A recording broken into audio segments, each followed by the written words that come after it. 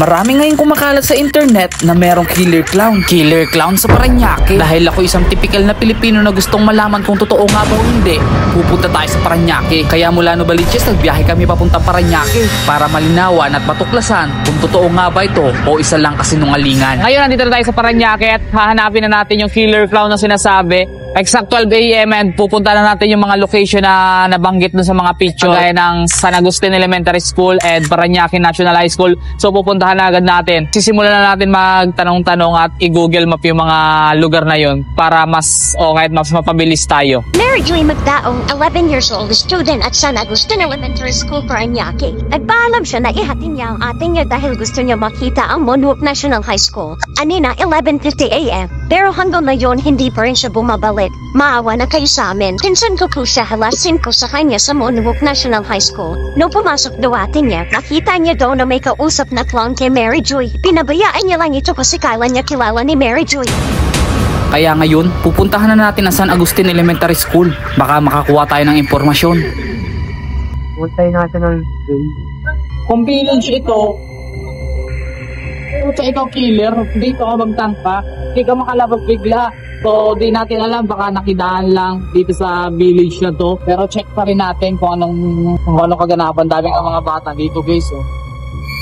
Kaya sinusog lang namin yung sinasabi ng Google Map. Medyo malapit na tayo, 3 minutes. 3 minutes from Google Map. Pagkalipas nga ng 3 minutes, ay nakarating na kami sa school.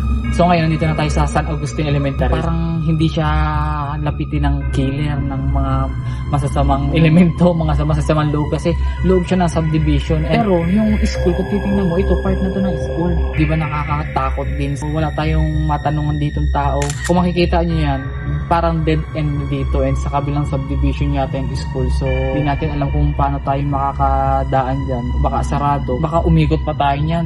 And dun sa kabila, maraming tao. Agad nga kami lumapit sa may gate kasi may dumating na nakamotor. Wala nang daanan dyan ngayon. Sarado na po yun. Totoo ba dito yung killer clown? Ang sagot niya sa amin, hindi niya daw alam yun at wala siya nababalitaan na ganun. San Agustin na school yan, kuya.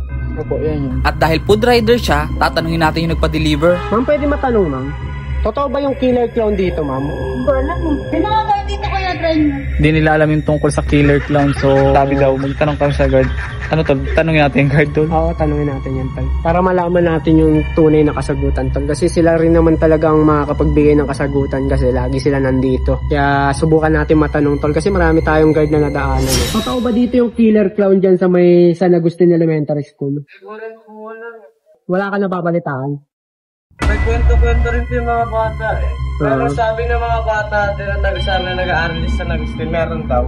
Ayon sa batang vendor, kalat daw talaga sa San Agustin yung kwentong killer clown. Pero hindi pa rin natin alam kung totoo nga o kwento-kwento lang. Narinig ko na rin yan, pero dito sa dito sa mga tao dito sa likod.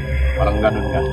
Ano kuya sa Merville, meron daw yung Sabi nung vendor dun sa burger, kalat nga daw yun dito sa Merville daw. Doon tayo magtatanong-tanong. So wala pala sa San Agustin, sa Merville. Ayon sa napagtanungan natin, marami daw sa Merville, kaya pupuntahan natin. Sa kalagitnaan ng aming pagbabiyahe, bigla kaming may naalala. Dito sa mga tao dito sa likod. Parang ganun nga. Likod? Kaya napaisip kami na baka street lang yung Merville. Kasi yung pinupuntahan namin medyo may kalayuan na eh. So ngayon nandito na kami sa Merville, part ng Merville pero hindi yung pinaka-sentro. Dahil part na rin ito ng Merville, so pwede tayo magtanong dito sa gas station. Pwede mong tanong, kuya. Totoo ba yung nababalita dito na may killer clown daw dito? Ang ng bata, nananaksak, wala po ano.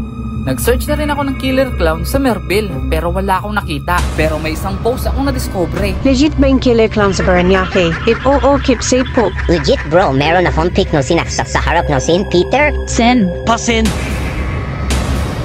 Pero bago yan, sa Parañaque National High School na muna kami pumunta. Good ibotol, student of PNHS Maine. Parañaque National High School, may kumakalat po na killer clown po. Gumagala sa Maine at nag-aabang sa tulay. Please mag-iingat po sa lahat ng babae at lalaki dahil lahat ay target ng sinasabing killer clown.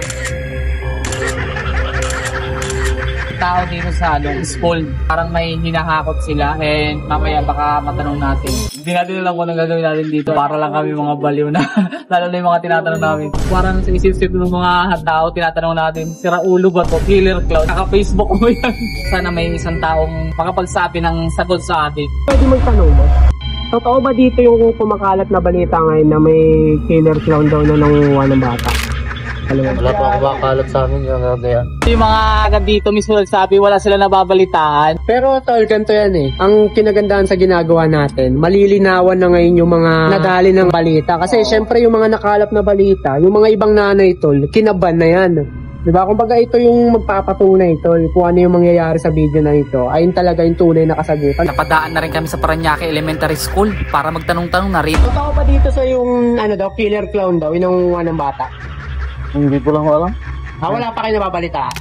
Totoo dito yung mga nangunguha ng mga bata daw na clown daw. Hindi ko alam yun. Totoo pa dito yung killer clown daw, nangunguha daw ng bata. Peke? Sa tingin ko yung sinasabi nilang sinaksak sa harap ng St. Peter, hindi clown ang may kagagawan. Then guys, nandito na kami sa harap ng St. Peter ng Parañaque, Sukat Road. So may mga dadaan, talagin natin. Kaso nakakahiya na eh. Ay, tumawid. Nalaman nila yung katangahan natin, kaya tumawid. Ayon sa aking research, isa tong Chinese na may autism na laging namimigay ng candy sa mga kabataan. At marami din nagtatanggol sa kanya sa comment section. At higit sa lahat, lumabas ng saloobin ng kanyang pamilya at ipinakita nila na ito yung sinasabi niyong killer clown. Isipin mo na lang, kung totoo ang killer clown, bakit hindi nababalita sa TV? Bakit walang checkpoint sa Parañaque? Bakit ang luwag? Usap-usapan pa na ang killer clown daw may isang kidnap for internal organs at may ginagamit daw itong van. Yung kulay green may plate number na XM351 at yung puti naman XM507. Kaya mapapatanong ka na lang na, talaga ba? At yung case nitong dalawa, hindi yung killer clown, maaaring yung van. Madaling araw, naghahanap ka ng papatay sa iyo. Kaya nga, di ba?